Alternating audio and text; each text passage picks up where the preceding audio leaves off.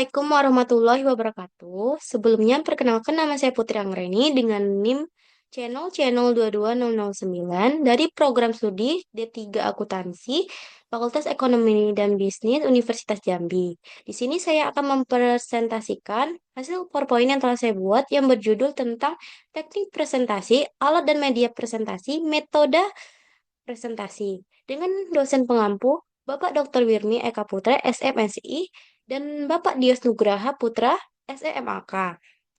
Jadi di dalam pembahasan ini terdapat teknik presentasi, alat dan media presentasi, metode presentasi, dan persiapan presentasi. Jadi yang pertama yaitu teknik presentasi. Menurut Kurniawati, tahun 2022, presentasi merupakan penyampaian informasi dan hasil penelitian kepada audiens dengan tujuan untuk membagi pengetahuan, mendapatkan umpan balik, atau mempromosikan diskusi.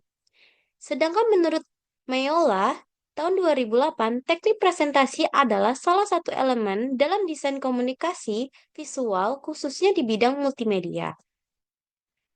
Berikut adalah beberapa poin penting yang dapat membantu meningkatkan keterampilan presentasi. Yang pertama yaitu penguasaan materi, yang kedua penguasaan cerita atau storytelling, yang ketiga visualisasi data, yang keempat bahasa tubuh yang positif, yang kelima interaksi dengan audiens, yang keenam penggunaan humor, yang ketujuh penyesuaian dengan audiens, yang kedelapan mengatur waktu.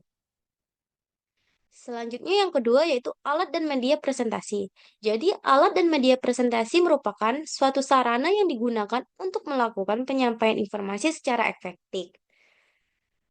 Berikut adalah beberapa alat media yang umum digunakan dalam presentasi, yaitu seperti PowerPoint, video dan multimedia, whiteboard, dan flipchart. Selanjutnya, alat presentasi interaktif, infografis, aplikasi presentasi online, model 3G atau prototype, dan yang terakhir audio. Selanjutnya, metode presentasi. Jadi, metode presentasi adalah cara penyampaian informasi kepada audiens. Di dalam pemilihan metode sangat bergantung pada tujuan presentasi dan karakteristik audiens. Jadi beberapa metode yang umum digunakan adalah seperti presentasi informatif, presentasi persuasif, presentasi demonstratif, presentasi kolaboratif, dan presentasi storytelling.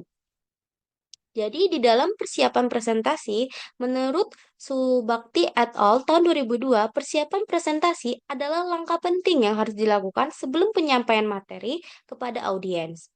Jadi proses ini mencakup beberapa aspek, mulai dari penguasaan materi hingga pengaturan teknis yang diperlukan untuk menciptakan presentasi yang efektif. Selanjutnya, persiapan presentasi. Yang pertama, penguasaan materi. Langkah pertama adalah memahami dengan baik topik yang akan disampaikan. Yang kedua, menentukan tujuan. Sebelum menyusun presentasi, penting untuk menetapkan tujuan yang jelas. Yang ketiga, menyusun struktur presentasi. Jadi, struktur yang jelas sangat penting untuk memudahkan audiens mengikuti alur pemikiran presenter. Yang keempat, penggunaan alat dan media. Pemilihan alat dan media yang tepat sangat mempengaruhi penyampaian materi. Yang kelima, latihan. Latihan merupakan bagian krusial dalam persiapan. Dan yang terakhir, mempersiapkan diri untuk pertanyaan presenter harus siap untuk menjawab pertanyaan dari audiens setelah presentasi.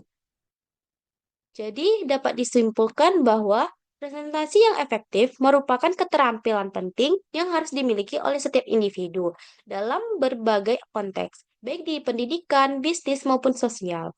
Dengan memahami dan menerapkan teknik presentasi, alat dan media presentasi, metode presentasi, dan persiapan presentasi yang tepat, presenter dapat meningkatkan kualitas penyampaian informasi dan menciptakan pengalaman yang menarik bagi audiens. Persiapan yang matang, termasuk penguasaan materi, pengaturan struktur, dan latihan, sangat mempengaruhi keberhasilan presentasi. Jadi, selain itu, penggunaan alat dan media yang sesuai dapat memperkuat penyampaian pesan dan meningkatkan keterlibatan audiens. Secara keseluruhan, keterampilan presentasi yang baik tidak hanya menyampaikan informasi, tetapi juga membangun hubungan positif dengan audiens dan menciptakan dampak yang lebih besar. Baik, sekian presentasi dari saya. Lebih dan kurang saya minta maaf. Saya akhiri. Assalamualaikum warahmatullahi wabarakatuh.